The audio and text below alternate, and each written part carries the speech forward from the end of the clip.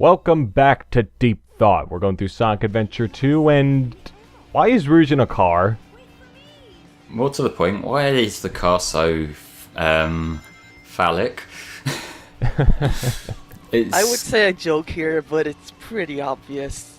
Yeah, it's like... I don't want to insult the viewer's intelligence. No. I suppose. Here's another question. Why are we doing another one of these? Filler. Yeah. That's pretty much all it is at this point. This one, it's got a few more like twists and turns and It's random more things. annoying. Yeah, random things that you can accidentally drive off because they decided that for this safe highway in the sky, they would just remove panels from the wall. Because that's smart design. I love that. It just clips into the floor there. Great highway design there, authorities of whoever built this highway. Government, United Nations, or do they oversee everything, or are No, they just like... I imagine they're just like the Department of Defense. I'd imagine it was more the not Los Angeles authorities or whatever. I don't know what they're called. their council or some shit. Yeah, basically. So, basically, it's the same thing as Route 101, and it's about of the same quality. I'll give it one thing. It's easier to A rank, because I think they upped the time to about 3 minutes and 15 seconds, which is more than enough. However, they compensated for that by adding even more hazards in, so... Lovely. And if you fall off the highway, then you have to start all over again. It's so Oh, annoying. Christ. Yeah, that's just a waste of time. Like, for all I love about SA2, like, these, racing sections are just, like, monotony. Like, it's a complete waste of a couple of minutes. Yeah, and there's one particular area in here that's just so narrow, so tight. Yeah, good luck doing the Don't Touch the Walls mission. Like Rouge. Yeah. Do they have that attached to this one, or is it just Route 101? They're the same missions on both of them. So I think it's the first one is like the main story mission you're doing now. There is the second one will be 100 rings. The third one, either third or fourth, one of them's Don't Touch Cars, the other one's Don't Touch Walls, and then the fifth one I believe is Don't Touch Cars or Walls. So yeah, that's some whole shit either way. Yeah, fuck Call of Duty and League of Legends. This is where it's at. Sonic Adventure 2 Racing. Don't touch the walls. Only the true gamers will be able to do it. True gamers have probably got something better to do, to be fair. Yeah, probably. Just got to sit there chugging your Chaos Soda, eating your Doritos. Yeah. But yeah, this is the last stretch we're on now, as far as I believe, once you're around that last corner. But it's entirely possible if you use the booster at the wrong time to just go flying up and off the edge because you don't land properly. That's always fun. And I swear this is the exact same JPEG they used in the other racing level It too. is.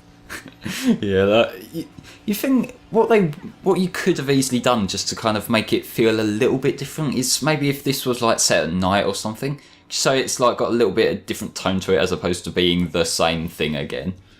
But then they'd have to switch a bunch of assets. Yeah, they'd probably have to tweak like the lighting a little bit and maybe recolor the background on like that'd be a little bit too hard. This is Sega we're talking about. True. Yeah. More kart racing available now. Yay! Skyrail, I love Skyrail. Yeah. I know It's not many there. people like Skyrail, but I like Skyrail. I don't hate it. I don't not like it. It's an okay level. I think it's just there's not enough in here. Like the other Shadow and Sonic levels have like a really good amount of platforming and gimmicks, I suppose. They have enough in them to like make it seem like a full level. This seems like they just kind of took the theme from Pumpkin Hill, made it daytime, added some rails, and called it a day. Well, it is a very short level. Like, I think you can do this in like a minute 30 or some shit like that. And Yeah, I did this in a minute and 45. yeah, not bad. My opinion is basically like, it's Pumpkin Hill, but without the Pumpkin Hill rap, so it's just nowhere near as good. But that's Mr. Unsmiley, and I fucking love that song. Yeah. The one thing I will concede, though, is that the rails are not as annoying as they were in, let's say, Final Rush, because I think there aren't as many rails as there were in that level, and what rails there are, they're incredibly long and easier to maneuver, so there's not like a bunch of short rails you have to kind of get onto and not fall to your doom and whatnot. But yeah, whether you like this level or not literally comes down to whether you can get on with the rails or not. Like, I know that a lot of people do have trouble with the rails, and that's like fair enough because it can be a little bit fiddly to kind of get a hang of. But Seems like you were watching someone live stream this game the other day. I wasn't saying anything. But No, I'll admit I don't get on with the rails in this game that much. Yeah, neither do I. I think it's one of the things that you do get used to the much better rail mechanics in later games. So if you've been playing one of the other games and then you come back to this, and it's like it does feel very clumsy, relatively speaking. And I love how Shadow just falls off the edge there. What is this, the third time they've tried to commit suicide, and now they're just back on here like, why won't you just let it end? Yeah. End my suffering. No, you're here forever, Shadow. Forever in Pumpkin Hill. Lovely. So I think this whole time they were trying to follow Tails and the other people. Yeah. But the thing is, I think Eggman is the only one who ends up interacting with them towards the end. So were those two just glorified tracking devices for him, or were there really no purpose for them to be here at all? It was just an excuse to have more levels. This is the part of the Dark Story that is very obvious padding, because we have achieved nothing over the last couple of levels. They're just there to kind of add a few more in. Yeah, and now we get to see this familiar cutscene again. Yeah. I love this. Yeah, it's alright. It's nice. I love how he just waves like that. Yeah. He's like on a kid show or like a game show. And introducing Dr. Eggman. Hey guys. This was the most bizarre episode of Take Me Out I've ever seen. Oh, Yeah. baby. They do extend the cutscene a little bit because, well, I mean, Sonic does the fight against Egg Golem, and, well, we're not playing as Sonic in this story, so they have to contrive a way for Eggman to do it, and, well, just watch. Yeah, Sonic does the fighting, one scream. I love it. Oh, is this where they got the title of that game from? Sure. Well, that's Terraria.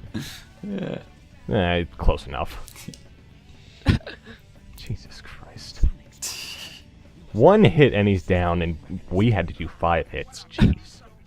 Although, granted, I will say Sonic... I like how when Eggman said, "What a piece of junk," the robot just looked around like he was insulted. Yeah. But I was thinking he was just gonna grab Eggman and just smash him into pieces, but, well, that No, doesn't Egg happen Golem, the just yet. Golem. yeah. Yeah. But I will say I much prefer Sonic's version of this fight. This Yeah, one, it this is- feels really kind of clunky by comparison. It's very tacked on. At least with Sonic, when you fall into the sand, you can still try to get back up. With Eggman, you are basically screwed once you get into the sand. Yeah, so you just got to hope for the best that you might land on one of the little platforms down there, which admittedly they did put in to kind of try to fill that, but it's not enough really, because you can't. If you get knocked down, you can't really control where you're gonna land. I still like how those platforms down there just magically appeared. Yeah. Well, Sonic did have his fight with him before this, and so I guess something must have happened. But in any case, it's over already. So yeah, it was a decent fight, I guess. It just involved a lot of button mashing that didn't require a lot of skill, like a lot of the game, but whatever. That's Sonic for you. Yep. Well, we get to see the rocket go up into space again, the non-suspicious Eggman-esque sort of not really rocket. I love the way the pyramids at the top, it's just got like the opening doors Yeah. thing going on. Why didn't Sonic just run up the pyramid and just smash through it? Good point. Yeah, that is a good point. So Rouge is back up on the Ark now, and something. I think she's just trying to, I don't know, sweet talk. Yeah, just trying to sweet talk Eggman into giving her the password.